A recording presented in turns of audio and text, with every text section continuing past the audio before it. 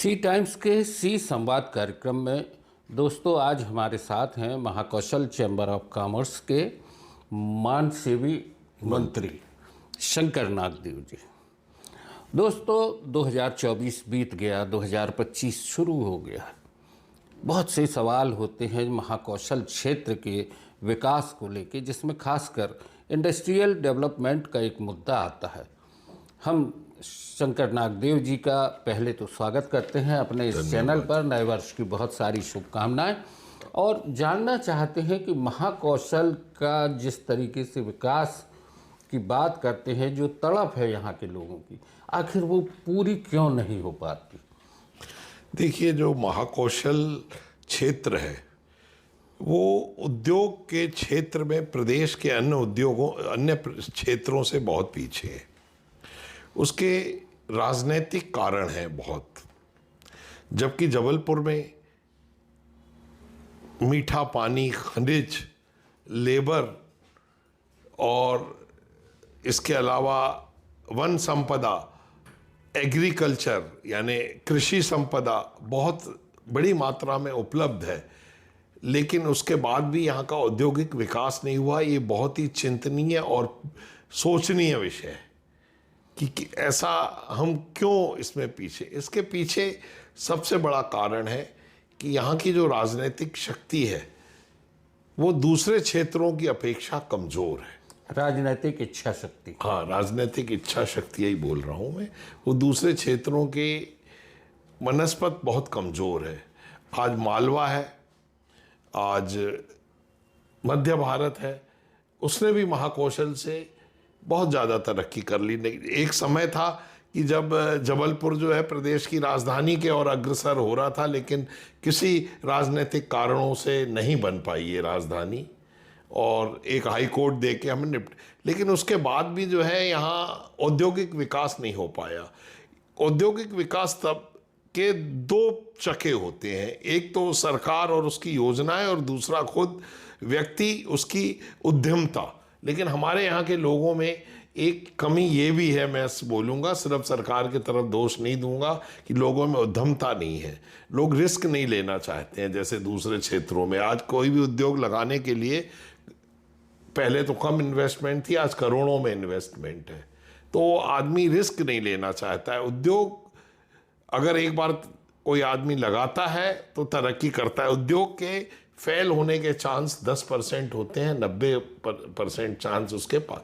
लेकिन यहाँ के लोगों में उद्यमता नहीं है। पहले तो हमको उद्यमशीलता लानी पड़ेगी यहाँ के नागरिकों में, यहाँ के व्यापारियों में। यहाँ पे जनरली होता है, आदमी कहता है सबसे अच्छा काम है इंटरेस्ट का, ब्याज का हम काम करें, कहाँ इस पछड़े। यहाँ पैसा बहुत है, यहाँ पुरानी परंपराएं ये चल रही है, उनको बदलने की ज़रूरत है। और यहाँ के राजनीतिक जो नेता हैं उनको भी इस क्षेत्र के लिए नई नई योजनाएं, नई नई इंडस्ट्रीज लाना चाहिए। अभी जैसे 2024 में जो है ये कॉन्क्लेव हुआ है इन्वेस्टर्स के लिए। इसके पहले भी हुए थे इसके पहले भी हुआ था, वो मेरे ख्याल से हुआ था करीब 10 साल पहले। वो 2008 में कभी हुआ था, 16 साल पहले। उस टाइम भी हुआ। उस टाइम भी जितने एमओयू हुए मेरे ख्याल से उसमें से कोई भी आ नहीं पाया। अभी भी जो हुआ एमओयू, अभी हमने चैम्बर की तरफ से एक पत्र लिखा है माननीय मुख्यमंत्री जी को, उद्योग मंत्री जी को, कि जो वहाँ पे कार्यवाहियाँ हुई हैं महाकौशल क्षेत्र के लिए, उसकी एक समीक्षा होना चाहिए। वो कहाँ पहुँची, उसको ऐसे नहीं छोड़ देना चाहिए। अभी उस पत्र का जवाब नहीं मिला है, लेकिन हम प्रयासरत हैं कि अब इसको स्टेप बाय स्टेप समीक्षा करके ये देखा जाए कि जिन लोगों ने किए हैं एग्रीमेंट, वो लोग उद्योग क्यों नहीं लगा रहे हैं, क्या कारण है, उनको उद्योग लगाने के लिए प्रोत्साहित करके लगवाए जाएँ। तभी हम इस क्षेत्र में से, ये बहुत अच्छी वर्तमान मुख्यमंत्री की योजना है कि वो प्रदेश के उद्योग के लिए प्रयास कर रहे हैं, लेकिन सिर्फ प्रयास करके वहाँ छोड़ देना नहीं है, उसके पीछे पड़ के और हमें उसको आगे भी बढ़ाना है। दोस्तों, जिस तरीके से शंकर नागदेव जी ने बताया कि उद्यमिता के लिए जो जोखिम उठाना चाहिए उसको उठाने से महाकौशल क्षेत्र के व्यापारी डरते हैं, इंडस्ट्रियलिस्ट वो काम नहीं कर रहे हैं, उस तरीके से वो सामने आने से बच रहे हैं। सिर्फ इन ब्याज पर काम चलाने से इस महाकौशल का विकास संभव नहीं है जब तक हम धरातल पर कोई इंडस्ट्री के लिए काम नहीं करते हैं, कोई इंडस्ट्रीज़ के लिए आगे नहीं बढ़ते हैं। कई सवाल होते हैं जिनमें से एक मुख्य मुद्दा आता है हरगढ़। हरगढ़ इंडस्ट्रियल इस्टेट आखिर किस तरीके से अभी है और क्यों उसके आगे नहीं बढ़ पा रही है? अब हरगढ़ का जो है एक कारण तो ये है कि जो हरगढ़ इंडस्ट्रियल इस्टेट जो उसकी बहुत पुराना इतिहास है। परमानंद भाई पटेल उद्योग मंत्री हुआ करते थे हमारे जबलपुर के। उस टाइम कोई एक साउथ की एक्सक्लूसिव जो कि सुरंगों में बारूद डाल के पहाड़ वगैरह तोड़े जाते हैं या इंडस्ट्रियल, उसके लिए एक कंपनी से एमओयू हुआ था, उसके लिए वो जगह उनने की थी। लेकिन वो कंपनी किन्हीं कारणों से नहीं आई। वो जगह जब पड़ी रही तो उसको क्या किया जाए, तो फिर उसमें जो है हरगढ़ औद्योगिक क्षेत्र बनाया गया। या ये हरगढ़ औद्योगिक क्षेत्र बनाया था बड़ी इंडस्ट्रीज़ के लिए और ऐसी इंडस्ट्रीज़ के लिए जो इंपोर्ट और एक्सपोर्ट करें। तो इंपोर्ट और एक्सपोर्ट के लिए ये इंडस्ट्रीज़ बनी थी, लेकिन दुर्भाग्य से ऐसी कोई इंडस्ट्रीज़ को हम ला नहीं पाए या सरकार इस इंडस्ट्रीज़ को ला नहीं पाई। अच्छा, इसमें फेल्योर सरकार का है या नहीं? इसमें दोनों का है। सरकार का तो है ही है। सरकार की जो योजनाएं हैं और जो लोगों की भी, मैंने जो आपको बताया, उद्यमशीलता नहीं है इस क्षेत्र में। उद्यमशीलता जरूरी है। सरकार तो आपको देगी जगह, लेकिन उसको पकड़ के आपको आगे दौड़ना पड़ेगा। सरकार आपको हाथ पकड़वा के नहीं करवाएगी काम। जैसा कि आपने कहा कि यहाँ पे बेहतर पानी के स्रोत हैं, जंगल है, कृषि है, सारी चीज़ें उपलब्ध हैं, खनिज है। इंडस्ट्रियल डेवलपमेंट के सारे साधन प्रकृति ने आपको दिए हैं, लेकिन इसके बावजूद अगर हम इसका लाभ नहीं उठा रहे हैं तो महाकौशल का पिछड़ापन कहीं ना कहीं इसके दोषी हम भी हैं। और सरकार से जो हमें काम कराना चाहिए उसके लिए एक राजनीतिक इच्छा शक्ति की भी ज़रूरत है। अब मुद्दा आता है रिछाई और मनेरी का। यहाँ पर क्या स्थितियाँ हैं अभी? देखिए, अब रिछाई जो है करीब करीब 100% भर चुके हैं। आज वहाँ जगह नहीं है इंडस्ट्रीज़ के लिए, क्योंकि आज की तारीख में वो शहर के बहुत पास में है।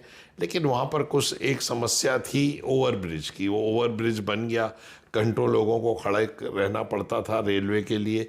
लेकिन ओवर ब्रिज की भी जो क्वालिटी है जो उससे अच्छी नहीं है। वो ओवर ब्रिज को कुछ ही दिन हुए हैं और वो रोज़ समाचार पत्रों में आ रहा है कि उसमें गड्ढे हो रहे हैं और ये खुद रहा है। वो जो है उस स्टैंडर्ड की नहीं बनी है। और इसके अलावा कुछ पानी और नालियों की और सड़कों की समस्याएं हैं। उसके प्रयास तो चल रहे हैं ठीक होने के, लेकिन वो बहुत ही धीमी गति से चल रहे हैं, अभी हो नहीं पाया है। मनेरी में पानी की समस्या की बात आती थी। मनेरी में पानी की समस्या थी, लेकिन आज मुझे जानकारी नहीं है कि शायद वो पानी की समस्या हल हो चुकी है या नहीं। उसके लिए प्रोजेक्ट चल रहा था, पानी लाया जा रहा था, वो आया है कि नहीं अभी वर्तमान मेरे पास अपडेट नहीं है। लेकिन पानी की समस्या तो थी, लेकिन आज की स्थिति से मैं अवगत नहीं हूँ। देखिए क्या है कि जिस तरीके से छोटी छोटी सी बातें होती हैं, एक इंडस्ट्री के डेवलपमेंट के लिए इंफ्रास्ट्रक्चर की ज़रूरत होती है, पानी की ज़रूरत होती है, बिजली की ज़रूरत होती है, सड़क की ज़रूरत होती है। और दोस्तों, इन सारी चीज़ों के बाद फिर इच्छा शक्ति की भी ज़रूरत होती है और एक जोखिम उठाने के साहस की भी बात आती है। अब आते हैं हम चरगवां पर। चरगवां नहीं, उसको उमरिया डुंगरिया इंडस्ट्रियल एस्टेट कहते हैं। उमरिया चरगवां रोड पे स्थित है। चरगवां रोड पर। जी जी। तो वहाँ पे क्या समस्याएं हैं? अब उमरिया डुंगरिया में फेज़ 1 तो पूरा भर चुका है, फेज़ 2 भी भरने के कगार पे है और फेज़ 3 जो है वो उसका कार्य चालू है। लेकिन उमरिया डुंगरिया ने जितने दिन से बनी है उसमें उसने ऐतिहासिक जो है तरक्की की है। वहाँ पर जो है अभी 1-2 तो बहुत बड़े प्लांट भी आ गए हैं, बहुत लिमिटेड कंपनियों के 1-2 प्लांट आ गए हैं और छोटे छोटे प्लांट भी काफ़ी वहाँ लगे हैं। अब वहाँ की जो मुख्य समस्या है वो बिजली की समस्या थी। वो बिजली की समस्या भी हल होने पर आ गई है। अब मुख्य समस्या जो मुख्य सड़क है, वहाँ से जो अंदर जाने की अप्रोच रोड है, वो इस हालत की रोड है कि आप समझिए कि वहाँ पर रोड ढूंढी नहीं जाती, सिर्फ गड्ढे ढूंढे जाते हैं, इतने गड्ढे हैं। और उसकी मांग बहुत पिछले 2-3 सालों से चल रही है, लेकिन उसके ऊपर कोई कार्यवाही नहीं हो रही है। इसका कारण है उस रोड को बनाना अति आवश्यक है उसके और अधिक विकास के लिए। गड्ढे में सड़क ढूंढी जाए तो कहीं ना कहीं सड़क के निर्माण की गुणवत्ता पर सवाल उठती है, और इसके लिए जवाबदेह होता है प्रशासन, वो ठेकेदार, वो राजनीतिक लोग जो कि उस काम को पूरा कराने के लिए पूरी ताकत से जोड़ते हैं लेकिन गुणवत्ता को नज़रअंदाज कर देते हैं। एक और मुद्दा आता है केंद्र और राज्य सरकार के बीच में, फायर एनओसी का। क्या अभी लगातार एनओसी मांगी जा रही है? अभी देखिए, एनओसी जो मांगी जा रही है उसमें अभी नियमों का सही पालन नहीं हो रहा है। फायर एनओसी का जो नया नियम आया है, लेकिन इसके पहले ही केंद्र शासन का फायर से संबंधित रूल है, उसी रूल के अंतर्गत इस रूल को बनाया जा रहा है। उस रूल में जो मुख्य रूल ये है, जो फैक्ट्री एक्ट में जो फैक्ट्रियां रजिस्टर्ड है, फैक्ट्री एक्ट 1948, उसके अनुसार उनको जो है फायर एनओसी से छूट है। लेकिन हमने नगर निगम कमिश्नर को और स्थानीय शासन मंत्री को और मुख्यमंत्री जी को पत्र दे के बताया है कि उसका सही दिशा निर्देश दिया जाए अधिकारियों को। सही दिशा निर्देश नहीं होने की वजह से वो हर किसी से एनओसी मांग रहे हैं। और दूसरा, उस एक्ट में ये क्लियर है, केंद्रीय एक्ट में, कि जो अभी बने हुए भवन हैं उनको किसी एनओसी की आवश्यकता नहीं है, लेकिन उनका अल्ट्रेशन या एडिशन होता है, या जो नए भवन बन रहे हैं जिनका कि नक्शा पास होगा नया, उनको एनओसी की ज़रूरत है। लेकिन इन कानूनों को नज़रअंदाज रख के सबसे एनओसी मांगी जा रही है, जो गलत है। चैम्बर उसका विरोध कर रहा है और बहुत ताकत से विरोध करेगा। कोई भी काम कानून के अनुसार होना चाहिए, क्योंकि फायर एनओसी के अगर सब केंद्रीय कानूनों का पालन करते हुए अगर दी जाती है तो लोग बनाएंगे, लेकिन इस प्रकार की ज़बरदस्ती और बहुत बड़ी फाइन रख के दबाव बनाया जाएगा तो उसको चैम्बर की तरफ से भरपूर और कड़ा विरोध किया जाएगा।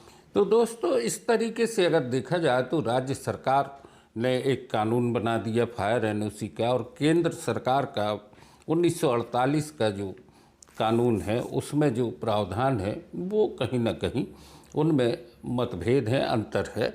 और जैसा कि महाकौशल चैम्बर ऑफ कॉमर्स के मंत्री जी, उन्होंने जिस तरीके की बात की शंकर नागदेव जी ने, वो निश्चित बहुत महत्वपूर्ण है कि महाकौशल चैम्बर ऑफ कॉमर्स इस बात का कड़ा विरोध करेगी।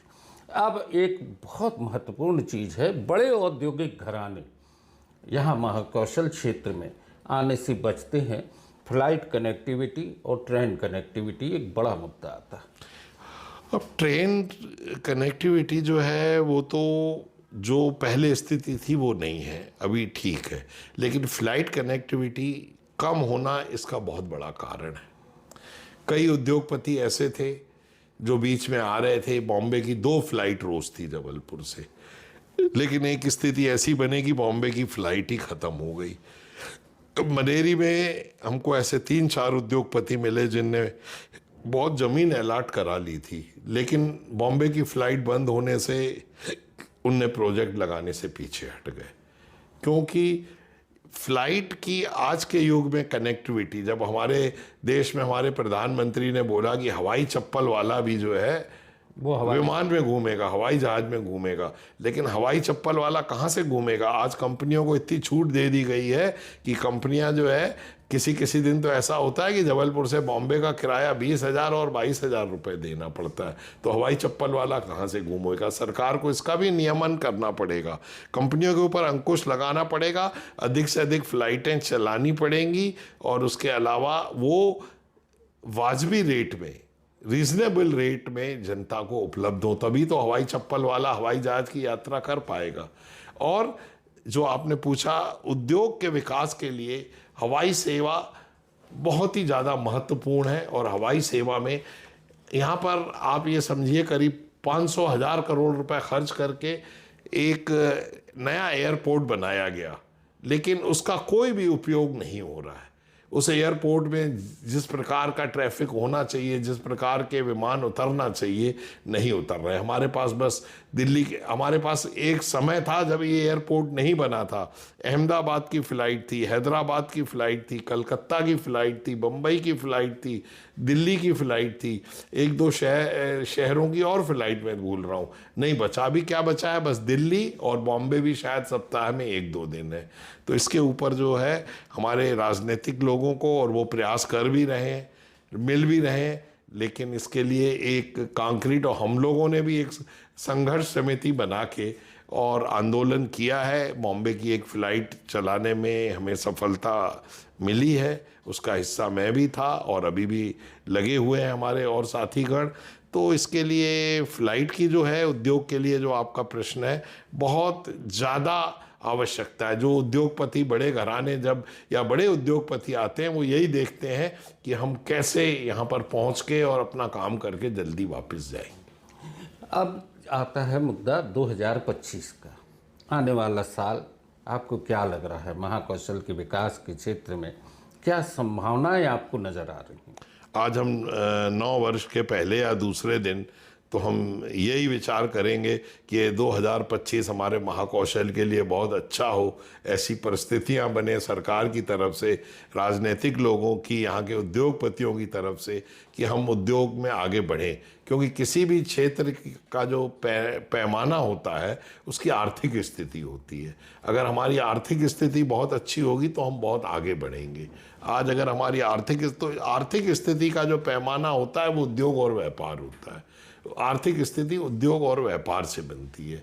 तो उद्योग और व्यापार को बढ़ाने के लिए हम सबको मिलजुल के प्रयास करना चाहिए, सरकार को भी सहयोग करना चाहिए। जैसा हमने आपको बताया कि जो 24 में MOU हुए हैं, मुख्यमंत्री जी ने कराए हैं, उनकी समीक्षा करके उनको धरातल पे लाना चाहिए, तभी जो है हम आगे बढ़ पाएंगे। और आशा है कि हो सकता है कि 25 में जो हमारी कमियां हैं वो दूर हों। सी संवाद, सी टाइम्स के इस कार्यक्रम में शंकर नागदेव जी हमारे बीच में आए, महाकौशल चैम्बर ऑफ कॉमर्स के मानसेवी मंत्री। हम आपसे चर्चा किए हैं और बहुत कुछ संभावनाओं के साथ हम दर्शकों को बता दें, आने वाला 2025 बहुत सी संभावनाओं को लेके आएगा। और हमें उम्मीद है कि हमारे राजनीतिक इच्छा शक्ति के जो मुद्दे हैं, उनमें कहीं ना कहीं हमारे इस क्षेत्र के महाकौशल के नेता आगे बढ़कर उन समस्याओं पर ध्यान देंगे, जिससे कि इंडस्ट्रियल डेवलपमेंट बेहतर हो सके। सी संवाद के लिए आज बस इतना ही। धन्यवाद।